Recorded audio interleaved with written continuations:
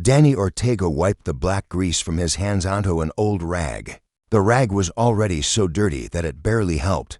He looked at the broken engine parts spread across his workbench and sighed. Another long day in his repair shop on the edge of town. The twin suns of this planet were setting outside his window. Orange and red light filled the sky. Danny had been living in New Mesa Colony for 3 years now. It was a small town on a frontier planet far from Earth. Not many people lived here, mostly miners, farmers, and folks who wanted to be left alone. Danny was one of those people who wanted to be left alone. His shop was called Ortega's Repairs, but everyone just called it Danny's place. He fixed everything: broken farming machines, busted hover bikes, spacecraft engines, even kitchen appliances. When Mrs. Patterson asked nicely, he wasn't rich, but he made enough money to eat and pay rent. That was good enough for Danny. The big metal door of his shop suddenly shook. Someone was outside. Heavy footsteps made the floor vibrate. Danny frowned. It was late. He wasn't expecting customers. "We're closed." Danny shouted. The footsteps didn't stop. The door groaned as something very large pushed it open. Danny's mouth fell open. A dragon stood in his doorway, not a small dragon. Not a dragon from a storybook. A real, actual dragon that barely fit through the door even when it ducked its massive head. The creature was huge, maybe 8 feet tall. Its body was covered in deep red scales that looked like polished rubies. The scales caught the sunset light and sparkled. 2 large wings were folded tight against its back. Its arms and legs were thick with muscle. Sharp claws scraped against the metal floor. But the most shocking thing was the dirty cloth wrapped around the dragon's eyes. "Are you Daniel Ortega?" the dragon asked. Its voice was deep and rumbled like thunder. It spoke English, but with a strange accent Danny had never heard before. Danny realized his mouth was still hanging open. He closed it.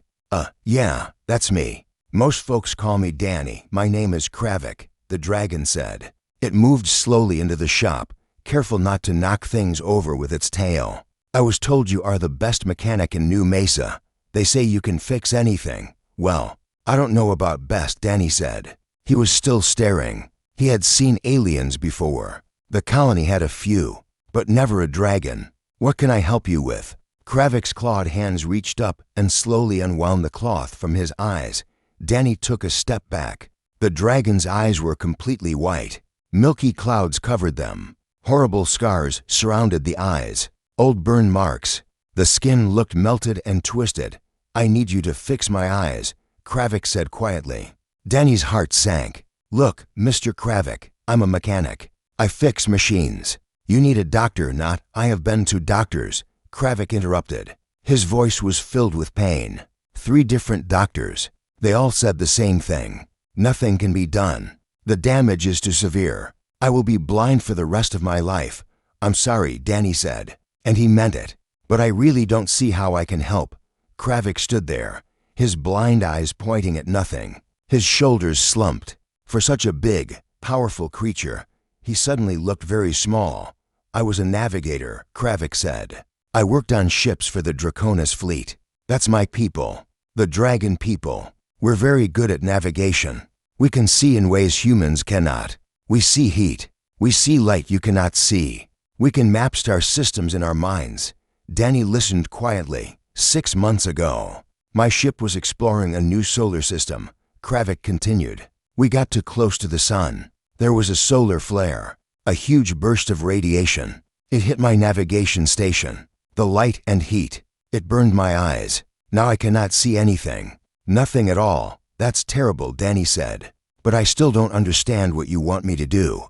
Kravik's clawed hand reached into a pouch on his belt. He pulled out a small device, a data pad. He held it out toward Danny.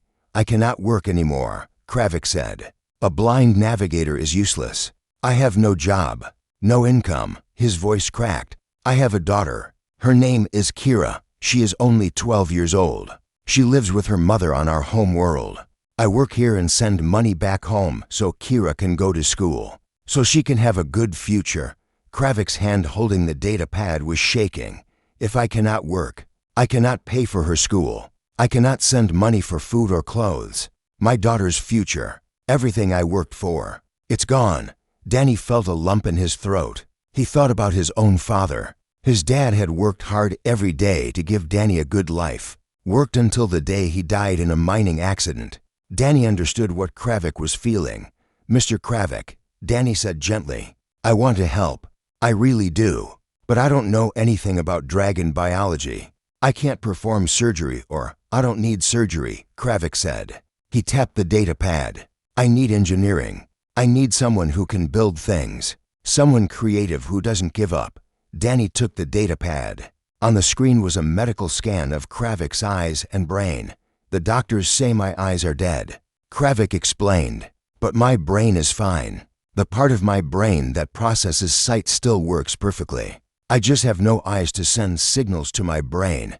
Understanding slowly dawned on Danny's face. "You want me to build you artificial eyes," he said. "Can you do it?" Kravik asked. Hope filled his voice. Danny walked around Kravik slowly, studying him. His mechanic's brain was already working, already thinking about possibilities. He had parts in his storage room, military surplus stuff. There was an old targeting computer from a fighter jet. It had neural interface components, sensors that could see multiple types of light, and he had medical interface tech from a hospital that went out of business. "I have an idea," Danny said slowly. "I can't promise it will work, and I've never done anything like this before. But, Kravik's head lifted. "I might be able to build you a visor, a device that sits over your eyes. It would have cameras and sensors. Those would connect directly to your brain, feed visual information straight into your neural pathways." Danny was talking faster now, excited. "It would bypass your damaged eyes completely. This is possible." Kravik asked, "Maybe your brain structure is different from human brains. I'd have to figure out how to make the connection work. It would take time, a few days at least, and I can't guarantee success." "I understand the risks," Kravik said immediately. "How much will this cost?" Danny looked at the dragon. He saw the hope mixed with fear in Kravik's scarred face. He thought about little Kira, a 12-year-old girl Danny had never met, waiting for her father to come home, no charge, Danny said. Kravik's head tilted in confusion. "What? I'm not going to charge you. You need help. I'm going to help you. I cannot accept charity," Kravik said firmly. "I have my pride. It's not charity," Danny replied. "When I first came to New Mesa, I was running from some bad decisions I made back on Earth. I had nothing. The people here helped me anyway. They gave me a chance. Now I'm just doing the same for someone else." Kravik was silent for a long moment. Then he bowed his head. "Thank you, Daniel Ortega. You are a good man. Just call me Danny." He smiled. "Now let's see about getting you some new eyes." Danny didn't sleep much that night. After Kravik left, Danny stood in his workshop for a long time. He stared at all the parts and tools around him. Could he really do this? Could a simple mechanic build something that trained doctors said was impossible? He made a pot of strong coffee and got to work. The first thing Danny did was study the medical scans Kravik had given him. The data pad showed detailed images of Kravik's brain. Danny wasn't a doctor, but he knew how to read technical diagrams. He had to figure out where the visual information needed to go. Dragon brains were different from human brains. Very different.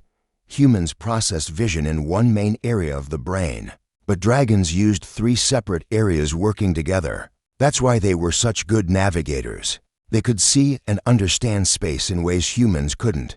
"Okay," Danny muttered to himself. "So I need 3 data streams instead of 1. He pulled out boxes from his storage room. Old parts he had collected over the years. Stuff from broken ships, salvaged military equipment, pieces from medical devices. His workshop floor soon disappeared under piles of components. Danny found what he was looking for in a box labeled fighter jet parts. It was a neural targeting system. Fighter pilots used it to control weapons with their thoughts. The system connected directly to the pilot's brain. "Perfect," Danny said, holding up the small chip. "This can form the base of the neural interface." Next, he needed sensors. Regular cameras wouldn't work. Kravik needed to see heat signatures and ultraviolet light, just like natural dragon eyes could. Danny dug through more boxes. He found sensor rays from a mining drone. Those sensors could detect multiple light spectrums. They were designed to find valuable minerals by seeing different types of radiation.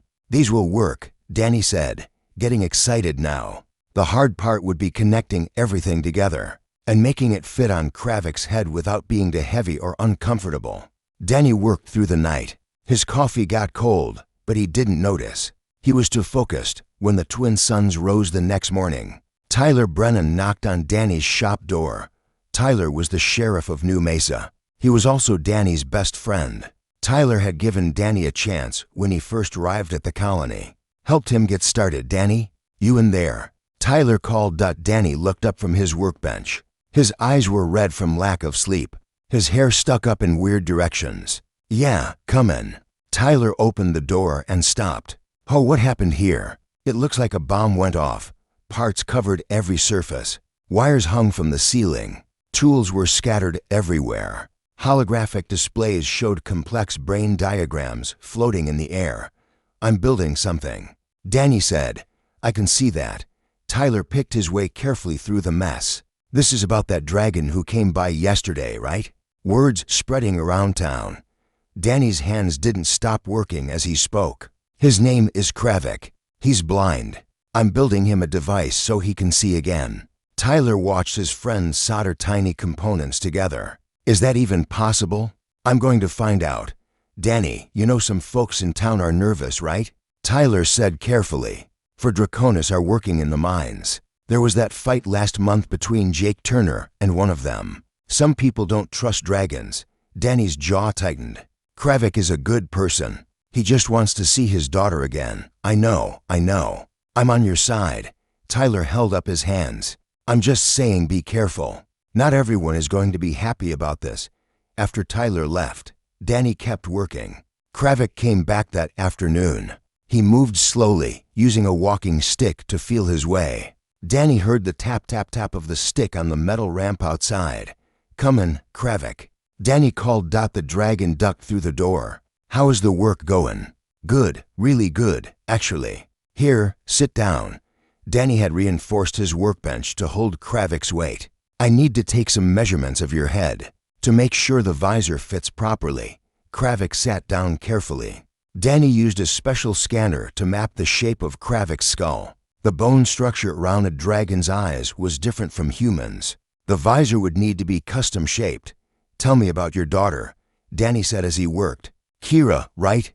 Kravik's scarred face softened. Yes, Kira. She is smart. So smart, she wants to be a scientist. She asks questions about everything. He laughed quietly. She drives her mother crazy with all her questions. Sounds like a great kid. She is. Kravik's voice grew sad. I have not seen her in 6 months. I was supposed to visit last month, but I was too ashamed. I didn't want her to see me like this. Helpless. Useless. You're not useless, Danny said firmly. And kids don't care about that stuff. She just wants her dad. Kravik didn't respond, but Danny saw the dragon's claws clench. Danny worked for another hour, asking Kravik questions about dragon vision. What colors could he see before? How far? What did heat vision feel like? All this information helped Danny calibrate the sensors. The next day, Danny had a prototype ready. It didn't look pretty. Wires stuck out at odd angles. The casing was rough metal that Danny had cut and shaped by hand. But it was functional. The visor curved around where eyes would be. Multiple small cameras dotted its surface. Neural contact points lined the inside, covered with soft padding. A small power cell attached to the back. Okay, Kravik, Danny said. His hands were shaking slightly. This is the first test. I'm going to put this on your head. You'll probably feel some tingling. Maybe see flashes of light. Maybe nothing. We're just checking if the neural connection works. Kravik nodded. I understand. I am ready. Danny carefully placed the visor on Kravik's head. He adjusted the fit, making sure the neural contact points touched the right spots. The device hummed softly as it powered on. Small blue lights blinked along its edge, activating the connection in 3, 2, 1. Danny pressed a button. Kravik's entire body went stiff. His claws dug into the metal bench, leaving deep scratches. A low sound came from his throat. Kravik, talk to me. Should I shut it down? Danny's finger hovered over the emergency stop button. Wait, Kravik gasped. I see something. What? What do you see? Light. Kravik's voice was barely a whisper. Colors, shapes, everything is blurry, but by the ancient fires, I can see light. A sound escaped from Kravik that was half laugh, half sob. Tears ran down his scaled face from beneath the visor. Danny let out a huge breath. His legs felt weak. That's good. That's really good. But we're only at 10% power right now. I need to increase it slowly. Your brain needs time to adjust to the new input. Over the next 3 hours, Danny gradually turned up the signal strength. He watched the diagnostic screens carefully.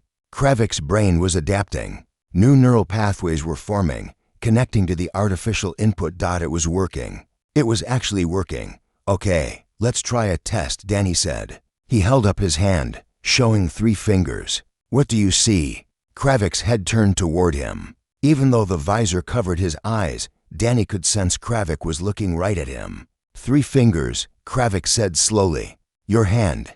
You have grease under your fingernails, and you need sleep. You have dark circles under your eyes. Danny laughed. He couldn't help it. Relief and joy bubbled up inside him. Yeah, I've been working pretty hard. Kravik stood up slowly. He turned in a circle, looking around the workshop. His movements were careful at first, then more confident. I can see the workbench, the tools on the wall, the sunrise through the window. Kravik's voice shook with emotion. Daniel Ortega, you have given me back my life. The resolution will get better as your brain adapts, Danny said, wiping at his own eyes. And I want to see you every day this week. We need to calibrate it properly. Make sure there's no pain or problems. Kravik turned to face Danny. Then the big dragon did something unexpected. He got down on one knee and bowed his head. I owe you a debt that can never be repaid. Kravik said formally. You asked for nothing, yet gave me everything. By the honor of my ancestors, I swear you will always have my friendship and protection. Danny felt embarrassed. Hey, get up. You don't need to do that. I just helped out. That's all. Kravik stood. He reached out and carefully shook Danny's hand. You are a good human, Danny Ortega. The galaxy needs more people like you. After Kravik left, Danny collapsed onto his stool. He was exhausted but happy. He had done it. He had actually done it. A simple mechanic from New Mesa had built something impossible. But Danny didn't know that this was just the beginning. He didn't know that in 3 days, 4 warships would appear in the sky above his little town. He didn't know that everything was about to change. 3 days passed quietly. Danny saw Kravik each morning to check the visor and make small adjustments. Each day, Kravik's vision got better, clearer, sharper. The dragon's brain was learning to use the artificial eyes like they were natural. On the 3rd day, Kravik practically ran into the workshop. Danny, I navigated myself here without my walking stick. Kravik was so excited he almost knocked over a tool cart. I can see everything now. Distance, depth, colors, even heat signatures. Danny grinned. That's fantastic. Any headaches? Dizziness? None. It feels completely natural now. Kravik touched the visor gently. It's strange. I almost forget I'm wearing it. Good. That means the neural integration is complete. Danny made some notes on his data pad. You should be all set. Just come back if you have any problems. Kravik clasped Danny's shoulder with one large clawed hand. Thank you, my friend. I leave tomorrow to return to my ship, to my work, to my life. After Kravik left, Danny felt good. Really good. He had helped someone, made a real difference. That felt better than any amount of money. He didn't know that Kravik's ship was sending reports back to the Draconis home world. Reports about a miracle, about a human mechanic who had done the impossible. The next morning started normally. Danny was having breakfast at the Dusty Boot Cafe. It was the only restaurant in New Mesa. Sophie Martinez owned it. She made the best pancakes on the planet. More coffee, Danny? Sophie asked, holding up the pot. Yeah, thanks. Danny was reading the local news on his data pad. Mining reports, weather predictions, boring stuff. Then someone outside screamed. Danny jumped up, knocking over his coffee. Through the cafe window, he saw people in the street. They were all looking up at the sky, pointing. What in the world? Sophie whispered. Danny ran outside. His jaw dropped. A massive ship floated in the sky above New Mesa. It was huge, bigger than anything Danny had ever seen. The ship looked organic, like it was grown instead of built. Its hull shimmered with bronze and gold scales that reflected the sunlight. It was a Draconis warship. Oh no, Danny breathed. Then 3 more ships appeared. They materialized out of nowhere, surrounding the first ship. They were smaller but still enormous. Each one bore the markings of the Draconis Imperial fleet. People were panicking now, running, shouting. Kids were crying. Tyler came running down the street, his sheriff's badge bouncing on his chest. "Danny, what's happening? Is this about Kravik?" I don't know," Danny said. His heart was pounding. Every communication device in town suddenly activated at once. Phones, data pads, public announcement speakers. All of them broadcast the same message in a deep, commanding voice. "Attention Colony New Mesa. This is Commander Volkor of the Draconis Imperial Fleet. We seek Daniel Ortega. This is a matter of urgent importance. We mean nitrogen monoxide harm to your settlement." Everyone on the street turned to stare at Danny. "UHO. Danny said. Tyler grabbed his arm. "Come on, back to your workshop. Now." They ran through the streets. Other people followed. Jake Turner, the old miner. Sophie from the cafe. Marcus Webb, who owned the general store. Half the town seemed to be running after them. When they reached the workshop, Danny's communication terminal was beeping. An incoming call from the lead ship. "Should I answer it?" Danny asked. "Do we have a choice?" Tyler replied. Danny pressed the accept button with a shaking hand. A dragon's face appeared on the screen. This one was older than Kravik. Golden scales, sharp, intelligent eyes, scars on his neck. This was clearly a warrior, a leader. "Daniel Ortega?" the dragon asked. "That's me," Danny said. His voice came out as a squeak. He cleared his throat. "What's this about?" "My name is Commander Volkor. Kravik is my younger brother." The dragon's expression was unreadable. "He returned to duty yesterday. He told us what you did for him. I just helped him out. It was no big deal." "No big deal?" Volkor repeated slowly. "You took technology designed for humans and modified it to work with Draconis neurology. In 3 days, you accomplished what our best medical scientists said was impossible." Behind Danny, people were whispering nervously. "I got lucky," Danny said. "I just had the right parts, and Navigator Kravik successfully plotted a course through the Vortex Nebula yesterday." Volkor interrupted. "Do you know what that is?" Danny shook his head. "It is one of the most difficult navigation challenges in known space. Even experienced navigators with perfect vision struggle with it. My brother, using your device, completed it flawlessly."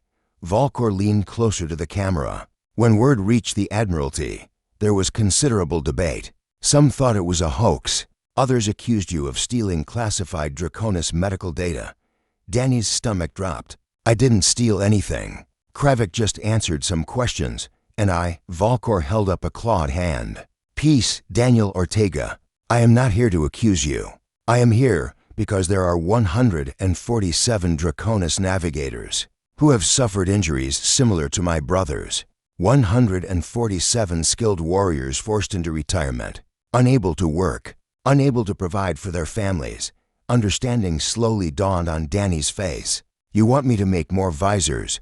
"I want to hire you," Volkor corrected. "The Draconis Admiralty wishes to contract your services. We will provide you with a full medical team, state-of-the-art facilities, whatever resources you need. In exchange, you help restore our wounded navigators to active duty." The workshop was completely silent.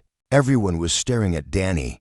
"I'm just a mechanic," Danny said weakly. "I fix engines and broken machines. This was a what-I'm thing. I don't know if I can." "You gave my brother back his hope," Volkor said quietly. "You gave him back his purpose, his ability to provide for his daughter. That is worth more than all the star drives in the galaxy." He paused. "The Admiralty is prepared to offer you 100,000 credits per visor." Someone behind Danny gasped. Tyler quickly did the math in his head. "That's almost 30 million credits total," he whispered.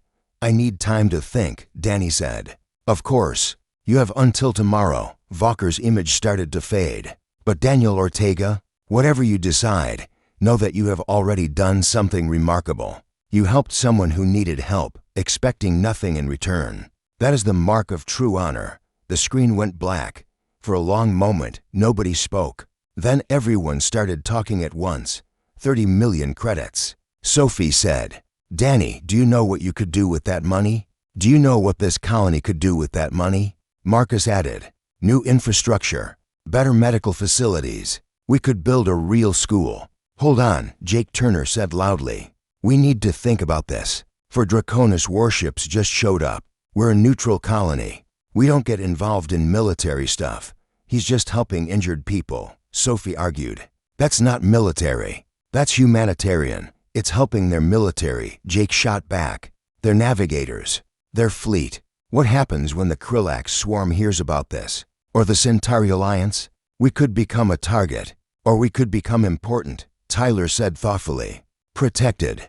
Right now we're just another frontier colony. Nobody cares about us. But if we're helping the Draconis," the argument got louder. People were shouting now. Some wanted Danny to take the deal. Others said it was too dangerous.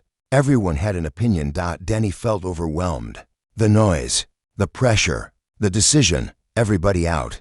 Danny shouted suddenly. The room went quiet. "This is my decision," Danny said firmly. "Not a town vote. Mine. I need to think. Alone. So everyone please leave." People started filing out slowly. Sophie squeezed his shoulder as she passed. "Whatever you decide, we support you." Tyler was the last to leave. He stopped at the door. "You know what's funny? 3 days ago, you were just a mechanic fixing broken stuff. Now you're the most important person in this sector." He smiled sadly. "Be careful, Danny. The galaxy changes people when they become important." When everyone was gone, Danny sat alone in his workshop. His hands were shaking. 30 million credits. He could retire. Never work again. Live like a king. But Jake Turner was right. This would change everything. New Mesa would become involved in galactic politics. What if it made them a target? What if people got hurt because of his decision? But then he thought about Kravik, about the joy in the dragon's voice when he could see again. 147 more people like Kravik. 147 families who needed help. Could he really say no to that? Danny put his head in his hands. This was the hardest decision of his life. His communication terminal beeped. A personal message. He almost ignored it, but the sender ID made him look. It was a video message. From deep space. The sender was listed as Kira, daughter of Kravik. With shaking hands, Danny opened the message. Danny pressed play on the video message. A young dragon's face appeared on the screen. She had deep red scales like Kravik. Her eyes were bright and full of intelligence. She looked about 12 years old, just like Kravik had said. "Hello," she said in careful English. She spoke slowly, like she had practiced many times. "My name is Kira. You are the human who helped my father see again?" Danny's throat felt tight. "Yeah, kid," he whispered, even though it was just a recording. "That's me." Kira's eyes filled with tears. "I wanted to say thank you. My father sent me a video message yesterday. It was the first time in 6 months that I saw him smile. He said he could see the stars again. He said he could work again. He said," her voice cracked, "he said he would visit me next month, that he wasn't ashamed anymore." She wiped at her eyes with the back of her clawed hand. "My father told me you asked for nothing in return, that you helped him just because you are a good person." Kira looked directly at the camera. "My father also said there are many others like him. Navigators who are hurt and cannot work. They have families too. Children who miss them." Kira's expression became very serious. Too serious for a child. "If you can help them, if you can give other children their parents back, that would be the most wonderful thing in the whole galaxy." She smiled through her tears. "Thank you, Daniel Ortega. Thank you for giving me back my father." The message ended. Danny sat staring at the blank screen. Tears ran down his face. He thought about his own father, dead for 15 years now, killed in a mining accident when Danny was 17. He remembered the funeral, remembered wishing desperately for just one more day with his dad, one more conversation, one more chance to hear his father's laugh. Kravik's daughter still had her father, because Danny had helped. 147 other children could have their parents back too. How could he say no to that? Danny stood up. He wiped his eyes. His decision was made. The next morning, Commander Valkor's shuttle landed in the clearing outside Danny's workshop. The sleek ship touched down gently. A ramp extended. Commander Valkor emerged, flanked by two advisors in military uniforms. They looked formal and intimidating. Danny was waiting outside. He had showered and put on clean clothes for once. A small duffel bag sat at his feet. Tyler stood beside him for moral support. So did Sophie and a few others from town. Commander Valkor, Danny said. He tried to sound confident. I've made my decision. The golden dragon's sharp eyes fixed on him. And what have you decided, Daniel Ortega? I'll do it, Danny said. I'll help your navigators. But I have some conditions.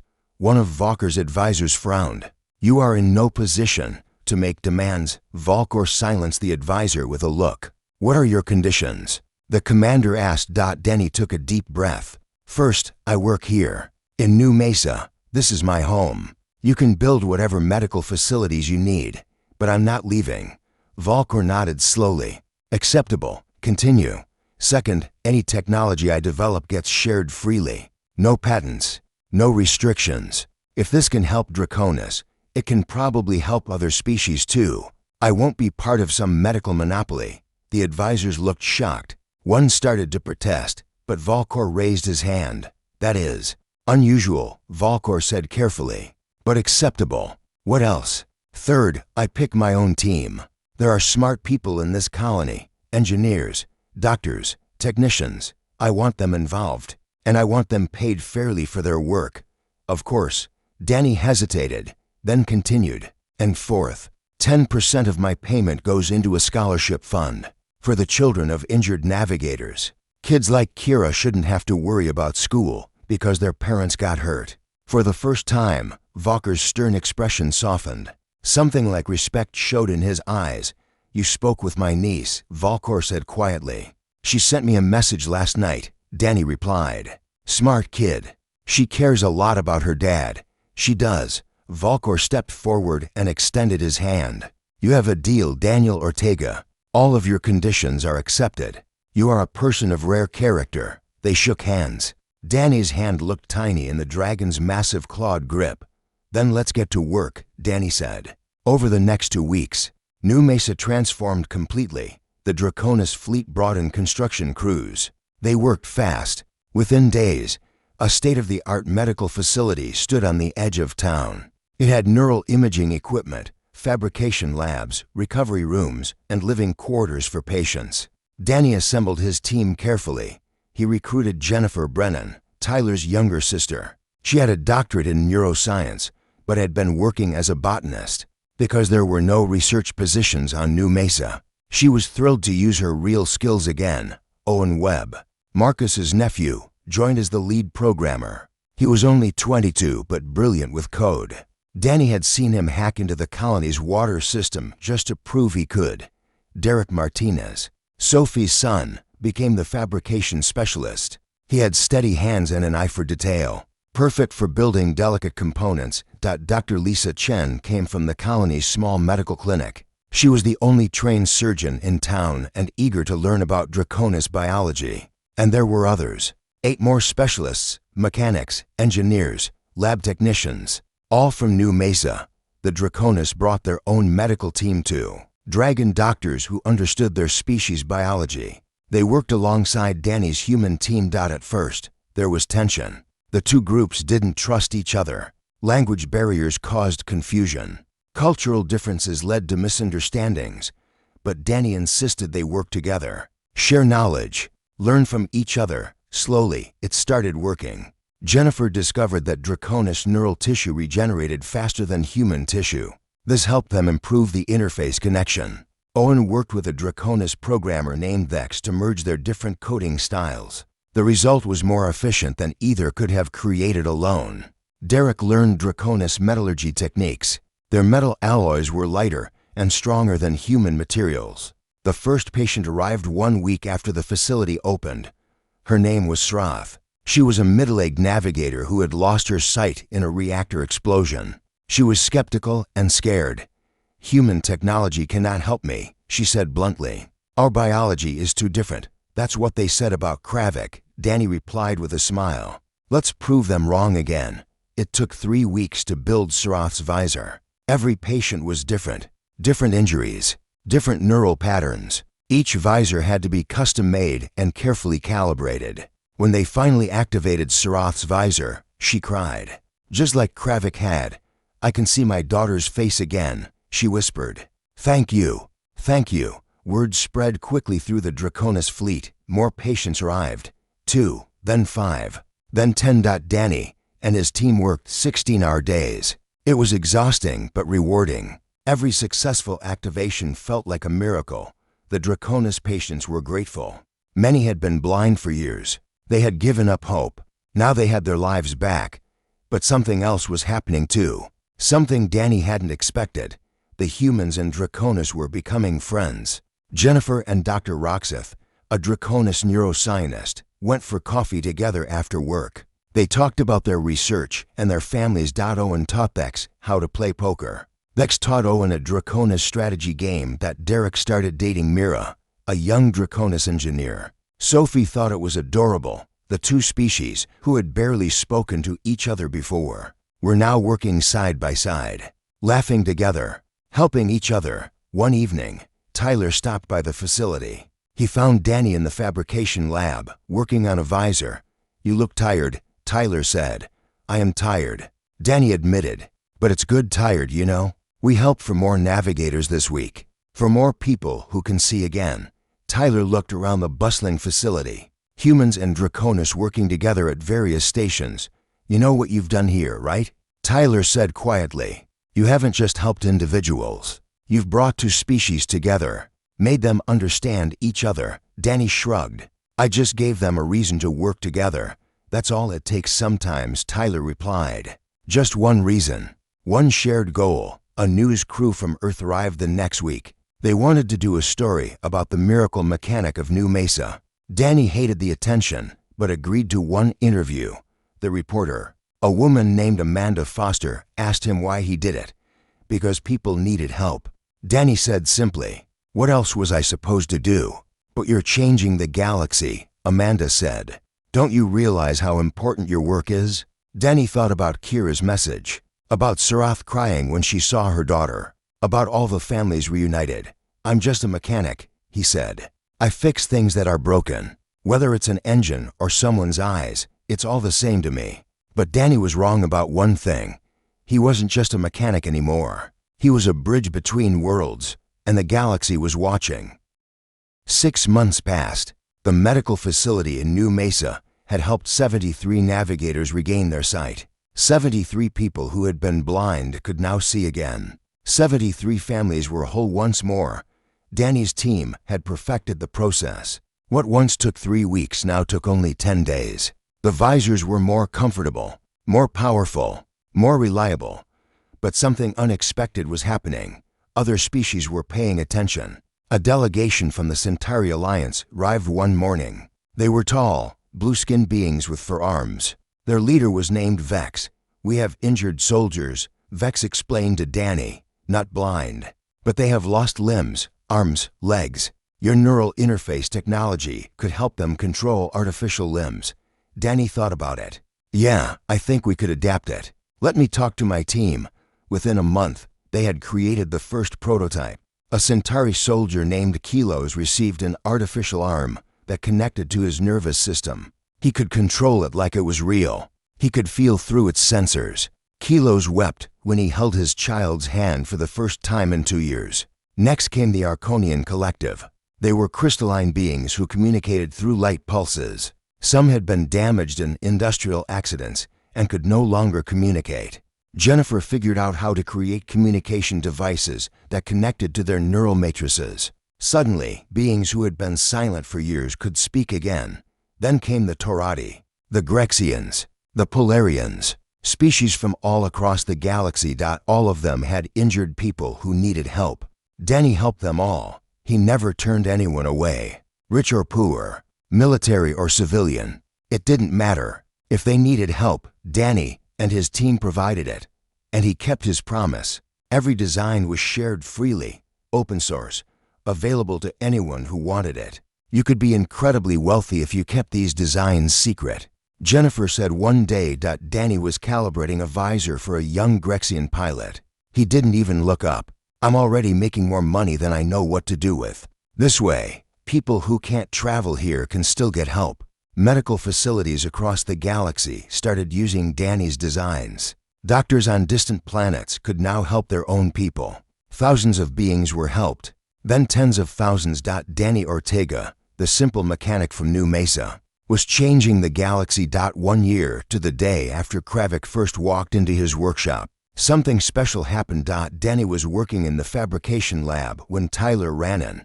"Danny, you need to come outside. Now. I'm busy, trust me. You want to see this." Danny followed Tyler outside. A crowd had gathered in the main square of New Mesa. Everyone was looking at the sky. A shuttle was landing, a fancy one with imperial markings. The ramp lowered, and Kravik stepped out. Danny grinned. His friend visited often, but it was always good to see him. But Kravik wasn't alone. A young dragon bounded down the ramp. She had bright red scales and excited eyes. She saw Danny and ran straight at him. "Mr. Ortega," Kira shouted. Danny barely had time to brace himself before the young dragon threw her arms around him in a hug. He laughed and hugged her back. "So you're Kira," Danny said. "I've heard a lot about you, and I have heard everything about you." Kira stepped back, her eyes shining. "Papa talks about you every day. He says you are the best person he has ever met." Kravik walked over, his visor gleaming in the sunlight. "I wanted Kira to see New Mesa, to meet the human who changed our lives. I'm glad you came," Danny said warmly. But more people were emerging from the shuttle. Commander Volkor stepped out, and with him came someone who made the entire crowd gasp. She was a dragon, but her scales were deep blue, the color of royalty. She wore golden armor with jewels that sparkled like stars. She moved with absolute authority and grace. Everyone bow. Someone shouted, "That's Empress Kalira." People started dropping to their knees. Danny just stood there, confused. Tyler grabbed his shoulder and pulled him down. "That's the Empress of the entire Draconis Empire," Tyler hissed. "Show some respect." The Empress walked forward. Her presence was commanding. Everyone fell silent. She stopped in front of Danny. "Stand up, Daniel Ortega," she said. Her voice was both powerful and kind. Danny stood awkwardly. Your Majesty, welcome to New Mesa." The Empress smiled. "Commander Volkor has told me much about you, about your work, about your character." She looked around at the medical facility, at the humans and Draconis working together. "You have done something remarkable here." "I just helped some people," Danny said, embarrassed. "You did far more than that." The Empress gestured, and Volkor handed her a small box. "You have helped 73 of our navigators return to duty. You have reunited countless families. You have shown the galaxy that compassion is not a weakness." She opened the box. Inside was a medal. It was made of platinum and emeralds. The Draconis Imperial seal was engraved on it. "The Draconis Empire wishes to award you the Star of Valor," the Empress said. "It is the highest civilian honor we can bestow. Only 17 beings have ever received it. You will be the first human." Danny's mouth fell open. "Your Majesty, I don't know what to say." "Say you will continue your work," Kalira replied. "Say you will keep showing the galaxy that different species can work together, that we are stronger united than divided." Danny looked around. He saw Jennifer standing with Dr. Roxeth, both of them smiling. He saw Owen and next giving him thumbs up. He saw Derek holding hands with Mira. He saw Kravik with his arm around Kira. He saw humans and Draconis and Centauri and Arconians, all different species, all working together, all friends. "Yeah," Danny said quietly. "I can do that."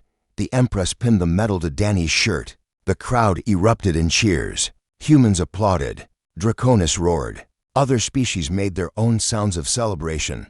It was the sound of unity. That evening, there was a celebration in New Mesa. The Dusty Boot Cafe was packed. Sophie had made enough food to feed an army. People from the colony mixed with Draconis visitors. Music played. Children ran around laughing. Danny sat at a table with Kravik and Kira. "What will you do now?" Kravik asked. You have achieved so much. Will you rest? Danny laughed. Rest? Are you kidding? We have a waiting list of 200 patients. And I just got a message from the Valarian Commonwealth. They want to collaborate on cybernetic hearts. You never stop, do you? Kravik said fondly. Can't stop, Danny replied. Too many people still need help. Kira tugged on Danny's sleeve. Mr. Ortega, can I ask you something? Sure, kid. Why do you do all this? You could be rich and famous and relaxed, but you work so hard. Why? Danny thought about how to answer. He looked at Kira's bright, curious eyes. You know what the best part of my job is? Danny said. It's not the money. It's not the awards. It's seeing people's faces when they can see again, or walk again, or hold their children again. He smiled. Your dad's face when he first saw light through the visor. That's worth more than all the credits in the galaxy. Kira nodded seriously. When I grow up, I want to be like you. Then be someone who helps people, Danny said. That's all I do. I see someone who needs help, and I help them. Simple as that. Tyler came over with drinks. To Danny, he said, raising his glass. The miracle mechanic. To Danny. Everyone shouted dot, but Danny shook his head. No, not to me. To all of us. Humans, Draconis, Centauri, everyone. This is what we can do when we work together. He raised his glass. To friendship across the stars. To friendship. Everyone cheered. Years later, people would talk about New Mesa. They would call it the place where everything changed, where a simple mechanic proved that one person could make a difference, that helping one individual could inspire a galaxy. Medical schools across the stars taught Danny's techniques. The Ortega neural interface became standard technology. Millions of beings were helped, but more importantly, New Mesa became a symbol of cooperation between species, a proof that different peoples could work together, could become friends, all because Danny Ortega couldn't walk away from someone who needed help. The Interspecies Medical Institute was founded in New Mesa 5 years later. Danny was named director, though he tried to refuse the title. The institute helped anyone who needed it, no matter their species, no matter their ability to pay. Danny trained hundreds of doctors and engineers. He taught them his techniques, but more importantly, he taught them his philosophy: help anyone who needs it. Share knowledge freely. Build bridges, not walls. And whenever a new student asked him why he did it, Danny's answer was always the same. I'm just a mechanic. I fix things that are broken. Whether it's a machine or a person, it doesn't matter. If something's broken, you fix it. That's all. But Danny was wrong about one thing. He wasn't just a mechanic, he was a healer, a teacher, a bridge builder, a friend to species across the galaxy. He was proof that one person, armed with compassion and determination, could change everything.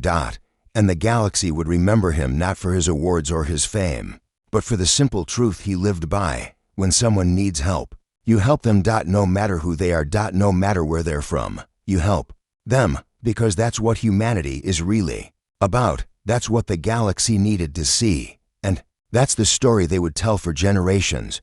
The story of Danny Ortega, the mechanic who changed the stars.